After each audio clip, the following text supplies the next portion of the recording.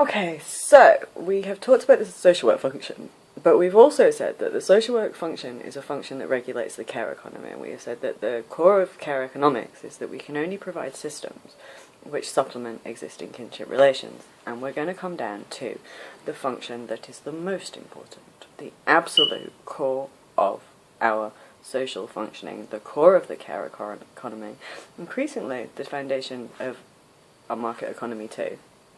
And that's you. That's mothers. I'm not prevaricating, I'm not saying parent. I know that there has been a revolution in the family, I know that parenting roles are more equal than they have ever been, but as 90% of care applications, which is the applications made to regulate the care economy, are made against mothers, I'm going to talk about mothers. And here is what mothers are expected to do. Mothers are expected to do what mothers have always done, which is labour that cannot be abdicated, and they will not abdicate it. And what we know is that no matter how much pressure you put on mothers, they will still meet. You can take away the ability to feed a mother, but she'll still make sure her children are fed. We've always known this. We've always known that for this reason, that mothers act as shock absorbers of poverty. This is not new. This was established in this was when I was doing my social work training. We've known this for years and years and years, and we need to talk about what the liberal class used to see mothers as when they were reduced to objects of disgust and pity, before the welfare state gave legal rights and responsibilities and a legal duty to end the family unit if there was an abusive relationship. And that was basically that liberal institutions were used to punish women for being mothers so that they would stay married, and to uphold domestic abuse and sexual abuse of children, and to uphold all these things. Now the problem is that mothers are not mentioned anywhere. We're invisible. So, even though most care applications are made against mothers, there's no mention of that in law. It's parental responsibility. So, the law now expects all women to provide for their children, maintain a home for their children, protect their children from harm, including abusive relationships that they might be in and might be a victim of. They have to manage the communication and the needs of all the institutions around those children, so mothers are the foundation of the functioning of the welfare state. They are the primary providers of care, both childcare and elder care. And it's this responsibility, which cannot be done while market activity is done, that means any time that they are in the labour market, they will need to purchase and outsource care that cannot replicate their actual relations. So even when that care is outsourced, they are responsible for that child. This never ends.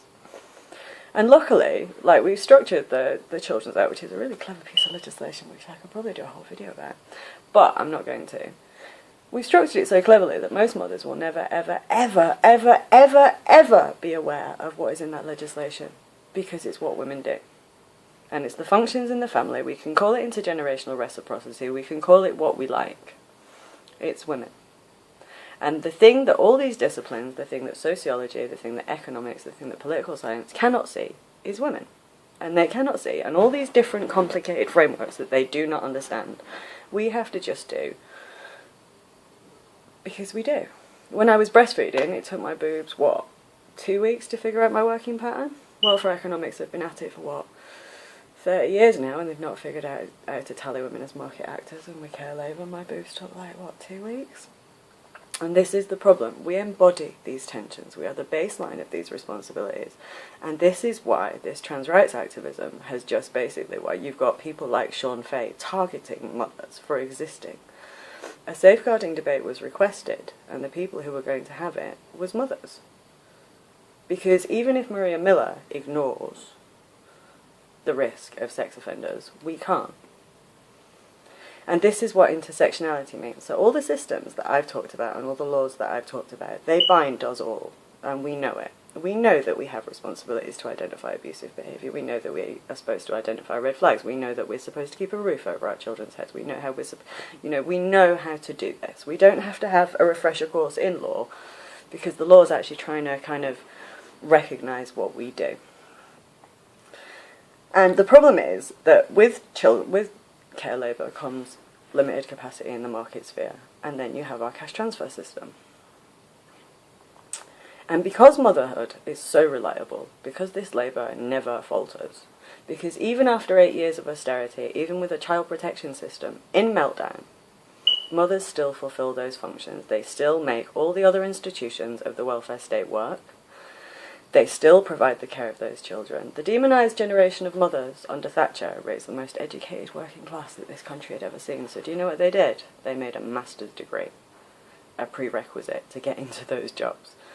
This is the absolute most reliable labour. Your labour is the absolute most reliable labour. And that's why the knowledge that you have of safeguarding, the knowledge you have of the way that institutions that you are working in share information to protect children, and you know that the way that you work with institutions to raise your children, you know the expectations on you, and you know what happens to you if you fall short of them. You, as mothers, are the primary function to make all these systems work. And because you are so reliable, for 30 years the belief system that doesn't want to see these systems has been demonised, has been using the creation of an object like the single parent, which they project their own dysfunction onto to attack, which they blame for failure because they know they can keep doing it, because no matter what they do to mothers, even with a child protection system in meltdown, that labour will still be done. And that's where we are now. 8 years of austerity, that labour is still being done. That's not the crisis that we're in. That labour is still being done. Care application figures aren't through the roof, they're only slightly higher. Instead, we have institutional failure collapsing around those mothers who are still doing this. And that's what austerity has generated. So, the next video that I'm going to do is about the symbolism of the lone parent and what it is. But then after that, I'm going to do a final video to review this playlist, and then we're going to move on.